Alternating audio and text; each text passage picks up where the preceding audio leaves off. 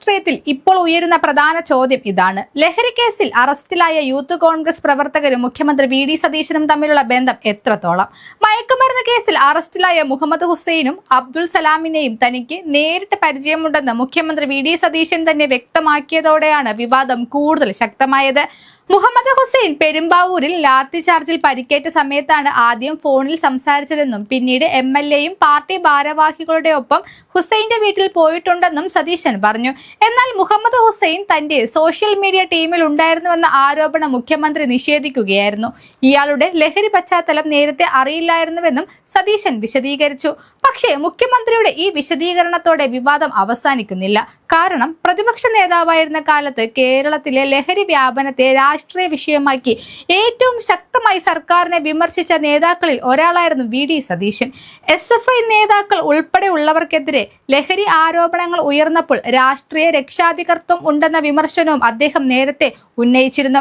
അങ്ങനെയെങ്കിൽ ഇന്ന് വിമർശകർ തിരിച്ചു ചോദിക്കുന്നത് ഇതാണ്: മറ്റുള്ളവരുടെ പാർട്ടിയിലെ പ്രവർത്തകർ കേസിൽപ്പെട്ടപ്പോൾ രാഷ്ട്രീയ ഉത്തരവാദിത്തം ചോദിച്ച സതീശൻ സ്വന്തം പാർട്ടിയിലെ പ്രവർത്തകർ അറസ്റ്റിലാകുമ്പോൾ എന്ത് നിലപാടാണ് സ്വീകരിക്കുന്നത്? ആദ്യം സ്വന്തം പാർട്ടിക്കുള്ളിലെ കാര്യങ്ങൾ വൃത്തിയാക്കൂ, എന്നിട്ട് മറ്റുള്ളവരെ വിമർശിക്കൂ എന്ന തരത്തിലുള്ള പ്രതികരണങ്ങളാണ് സമൂഹ മാധ്യമങ്ങളിൽ ഏറെയും ചർച്ചയാകുന്നത്. ഇവിടെ മറ്റൊരു പ്രധാന ചോദ്യം കൂടി വരുന്നു. ഒരാളെ അറിയുക, അയാളുടെ വീട്ടിൽ പോകുക, അയാളോടൊപ്പം ഫോട്ടോ എടുക്കുക, ഇതുകൊണ്ട് മാത്രം ഒരു കുറ്റകൃത്യത്തിലെ പങ്കാളിത്തത്തിന് തെളിവാകുന്നില്ല. അതുകൊണ്ട് തന്നെ മുഖ്യമന്ത്രിക്ക് ഈ ലഹരി കേസിൽ പങ്കുണ്ടെന്ന് ഇപ്പോൾ പറയാൻ യാതൊരു അടിസ്ഥാനവുമില്ല. എന്നാൽ വിമർശകർ ചോദിക്കുന്നത് മറ്റൊന്നാണ്.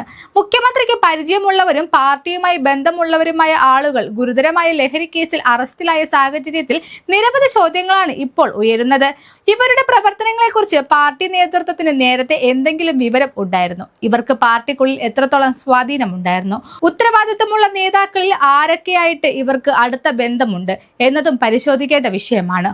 ഒരാളെ പരിചയമുണ്ടെന്നത് മാത്രം കുറ്റകൃത്യവുമായി ബന്ധമുണ്ടെന്ന് തെളിയിക്കുന്ന കാര്യമല്ല. എന്നാൽ പ്രതികളുടെ രാഷ്ട്രീയ ബന്ധങ്ങൾ അന്വേഷണ പരിധിയിൽ വരുമോ എന്നതാണ് ഇപ്പോഴത്തെ പ്രധാന ചോദ്യം. ഇവരുടെ ഫോൺ ബന്ധങ്ങൾ, സാമ്പത്തിക ഇടപാടുകൾ, പാർട്ടി നേതാക്കളുമായുള്ള സമ്പർക്കം എന്നിവ പോലീസ് പരിശോധിക്കുമോ? ലഹരി കേസിന് പിന്നിൽ വലിയൊരു ശൃംഖലയുണ്ടെങ്കിൽ അതിന്റെ രാഷ്ട്രീയ ബന്ധങ്ങളും കണ്ടെത്തേണ്ടതുണ്ട്. അന്വേഷണം അറസ്റ്റിലായ വ്യക്തികളിൽ മാത്രം ഒതുങ്ങുമോ, അതോ അവരുമായി ബന്ധപ്പെട്ട മുഴുവൻ കണ്ണികളിലേക്കും നീങ്ങുമോ എന്നതാണ് ഇനി അറിയാനുള്ളത്. ഇതിനൊക്കെ സുതാര്യമായ മറുപടി നൽകേണ്ടത് സർക്കാരിന്റെയും കോൺഗ്രസ് നേതൃത്വത്തിന്റെയും ഉത്തരവാദിത്തമാണ്. കാരണം ഇന്ന് ചോദ്യം ഒരു ഫോട്ടോയുടെയോ പരിചയത്തിന്റെയോ മാത്രമല്ല.